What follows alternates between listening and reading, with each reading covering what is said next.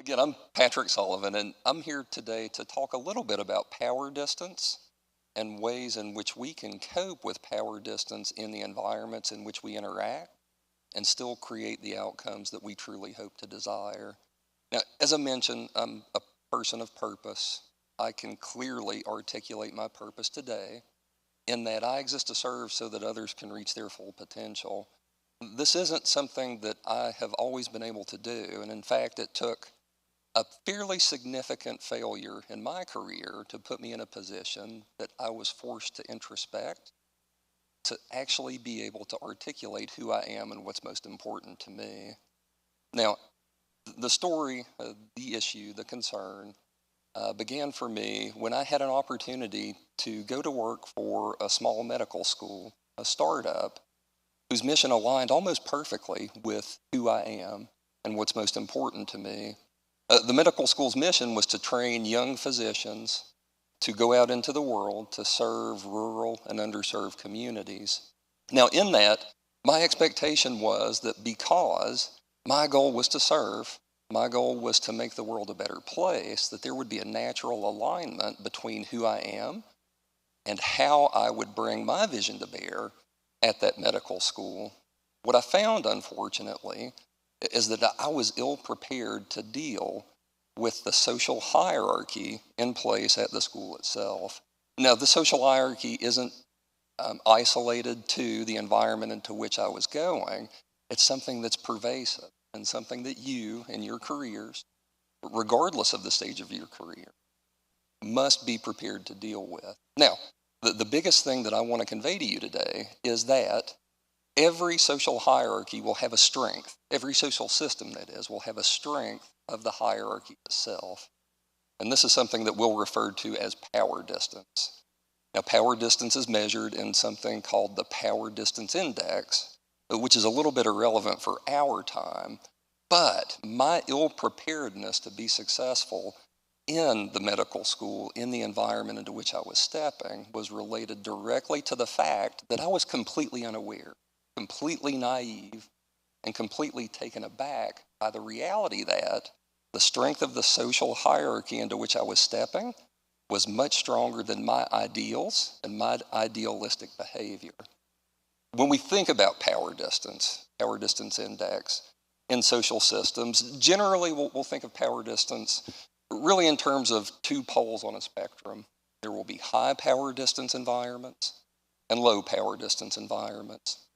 When we think high power distance, generally the folks at the top of the ivory tower will be making decisions for us, decisions which are then pushed down the tower to the workers on the front line who are actually working through and carrying out the labor. Now, this is an environment, a command and control environment, we might hear this called, wherein decisions can be made, decisions can be executed very quickly, but very seldom will we find that the people that are carrying out those decisions, the people actually doing what should be the meaningful work, very seldom will we find that they're truly engaged with the efforts to which they've committed themselves. The contrast to high power distance environments, we'll see are something referred to as low power distance environments. In a low power distance setting, we have an opportunity to truly co-create. The workers on the front line feel empowered. They feel a certain sense of safety, which is an important concept that we'll come back to in just a few moments. But through that safety, they feel empowered to communicate and share their true meaning with the folks higher up the hierarchy, with the people who are charged with making the most critical decisions for the direction of the company. In low power distance settings, because of that safety, we'll have a sense of co-creation of our mission, of our vision, of the values for the organization, and we'll have a chance to create something truly meaningful to which the humans working in our environment have an opportunity to truly connect. Now, as I found myself at the medical school, because I was unaware that I should consider the power distance, that is the hierarchy in the environment, I was ill-prepared, as I mentioned before. And the only influence to that ill-preparedness was not my naivete, which was a concern. It wasn't my ignorance. It wasn't my lack of experience. One of the biggest influences to my failure there was the simple fact that I'm a human. As humans, we have basic needs, groupings of needs that we can prioritize, that we'll see referenced really most succinctly in Maslow's hierarchy. And the thought behind this is that as humans, we can only progress and search for higher order needs when lower level needs are first met. The biggest example are physiological needs. If we don't have air, if we don't have food, if we don't have water, very seldom will we have an opportunity as humans to focus on those things that make us most of who we are. We don't create art. We don't create poetry. We don't create those things of true meaning and of true value if we cannot first meet our lower level needs. Now, the thought here is that you don't make friends when you're drowning, and that is so very, very true. The reality is, however, that we can be drowning at any layer of our physiological needs if those needs are not met. As I mentioned, I failed because of my humanity. For me, it wasn't the fact that I didn't have air, I didn't have food, I didn't have water. What I saw in retrospect upon introspection that caused me to fail was my need for social acceptance, my need to fit in, my need to be loved, my need to be accepted, my need to please. Now, we'll see at Maslow's hierarchy, the top of our pyramid, the top of the hierarchy itself, is self-actualization. That is becoming most of who you truly are. Now, for me, for you, it is so important that you spend your time not working on pleasing others, but on coming who you're truly intended to be. We'll see that happiness, for lack of better words, is a state. Happiness is a choice that we have an opportunity to make for ourselves. There is nothing that you can do to make someone else happy.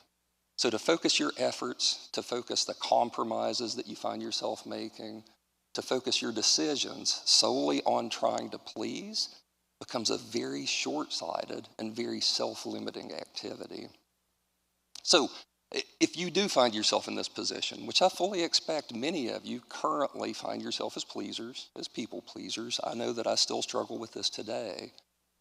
The question is, what do I do with this? What do I do about it? And how can I form more supportive habits so that I can be successful in creating the outcomes that I truly want?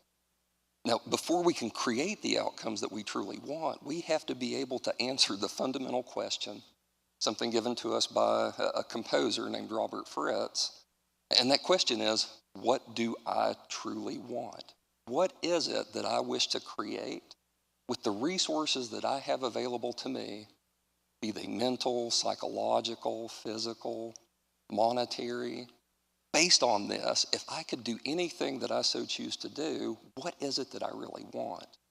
Being able to answer this question puts us in a position that we can leverage something referred to as structural tension. Now, structural tension is exactly as it sounds. Structural tension's teaching analogy is that of a rubber band. Now, you've probably heard the phrase that a rubber band is useless until it's stretched.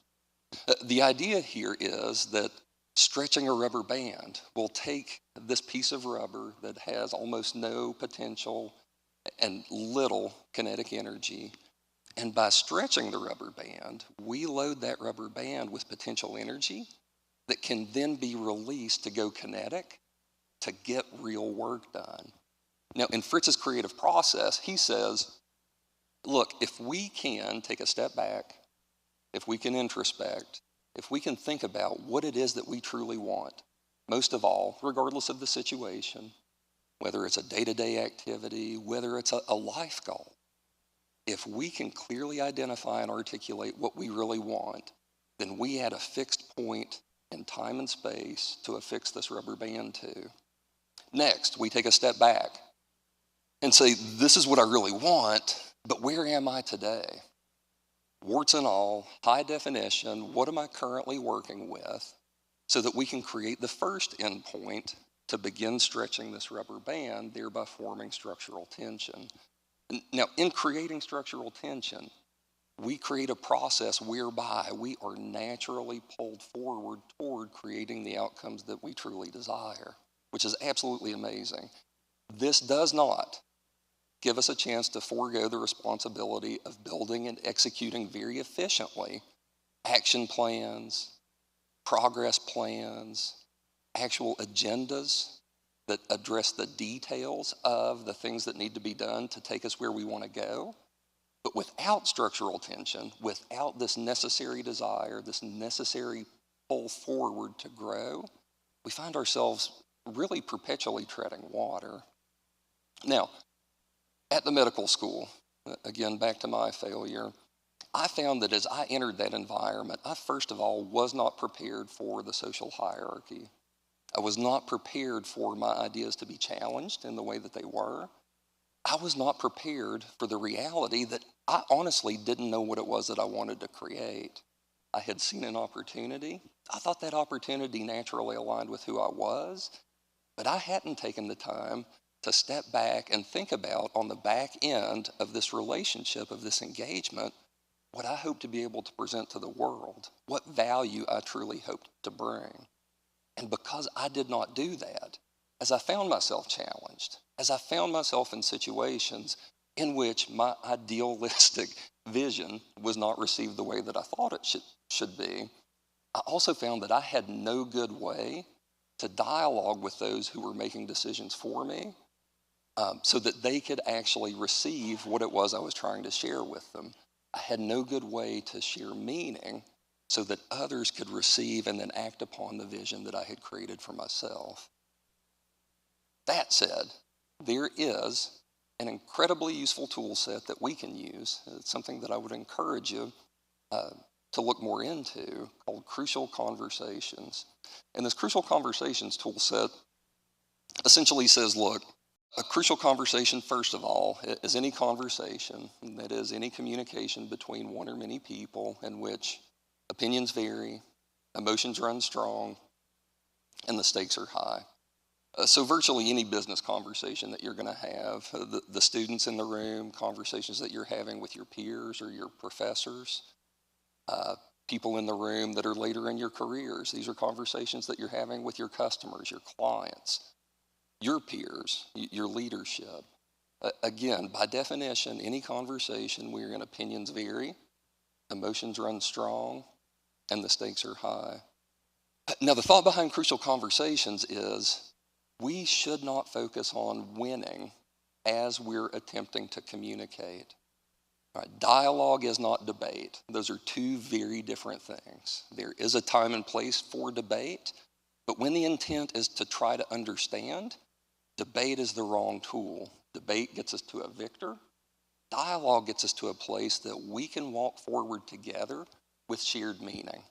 Now, that term shared meaning, you'll see as the center of what presents as the bullseye on screen.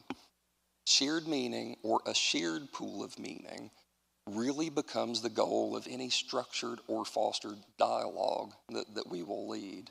The point is that either I, you, or any number of participants in this dialogue can freely add their meaning to the pool. That is, if something's on my mind, I don't like the vision that you've cast. There's something very specific, something very particular that I think is a limiting view, that I think will become a problem. I feel safe to share that meaning so that that meaning can become an influence and potentially change the overall outcome or the overall course of direction of our dialogue, potentially the decisions that are made, and the course of the organization that we're currently working within. For dialogue to work, you'll see immediately around our shared pool of meaning, we must maintain safety. I said earlier, when we were looking at Maslow's hierarchy, that phrase safety would come back. Here again, we'll see safety is absolutely required for us to do anything of real value as we're working with others.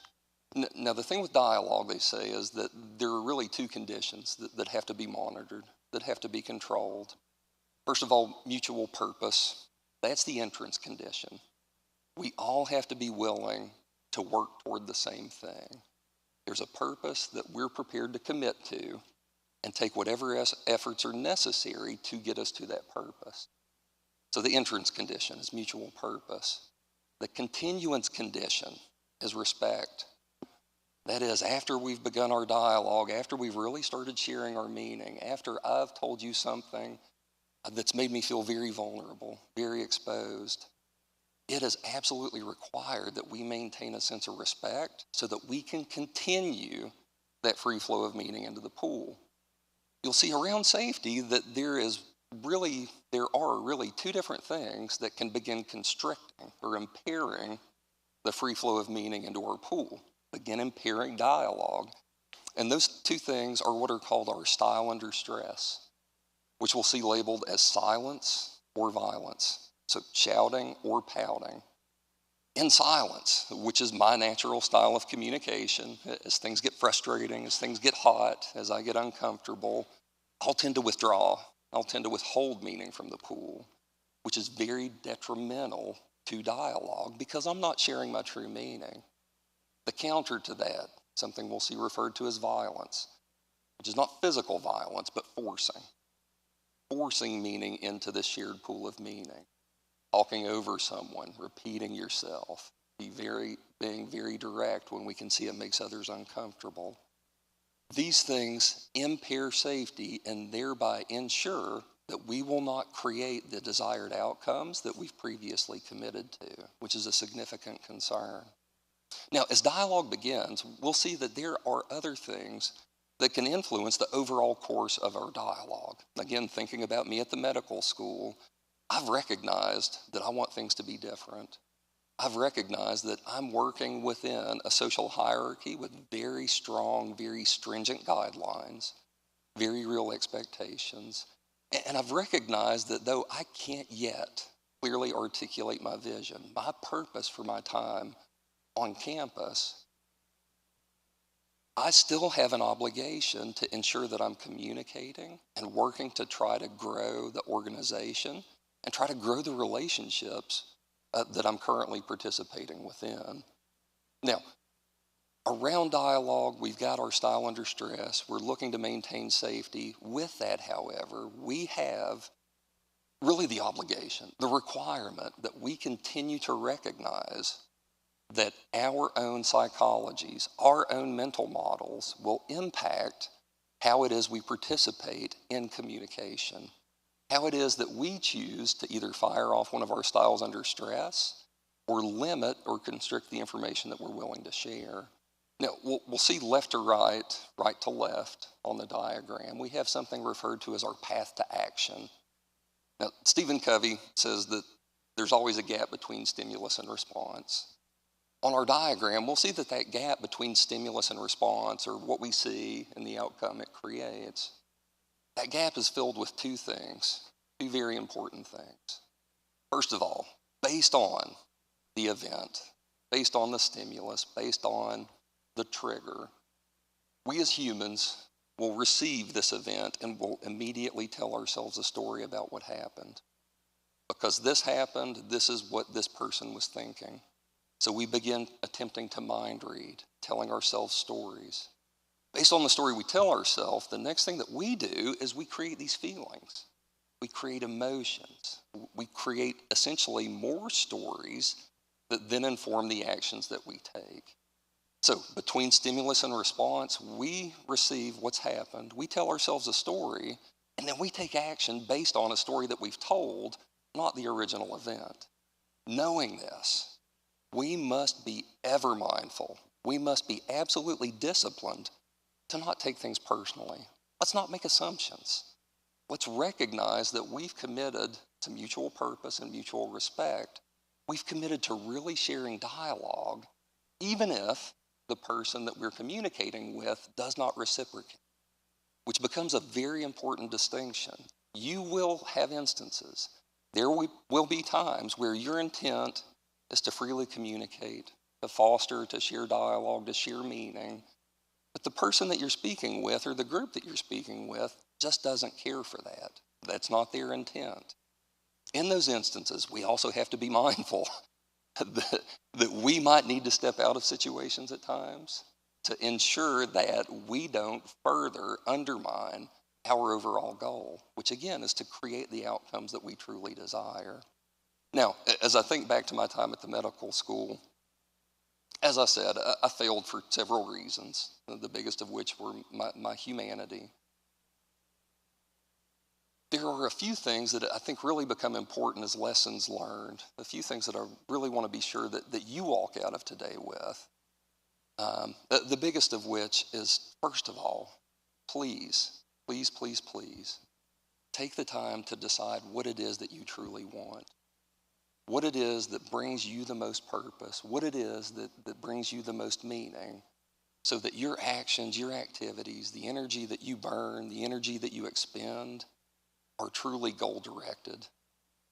Please do not make those efforts centered around pleasing someone else. Maslow told us that if we get stuck at any layer of that hierarchy, we'll never actually reach self-actualization. We'll never reach our full potential. You focusing your energies not on your own self-growth, not on your own self-worth, but on attempting to please others, which is a fool's errand, becomes very, very detrimental. Lastly, as you communicate, please know that you must be ever mindful. You just have to be. Words do have power. Those words might not necessarily have power to change the course of a global behemoth, of a multinational organization, but your words do have power to influence others. And if you can influence enough other people to think the way that you think, to understand what it is that you truly want to create, then small groups become large groups, and large groups can absolutely change the world. So I'll leave you today really with one question, the question that I continue to ask myself on a daily basis, and that is, what do you really want? Thank you.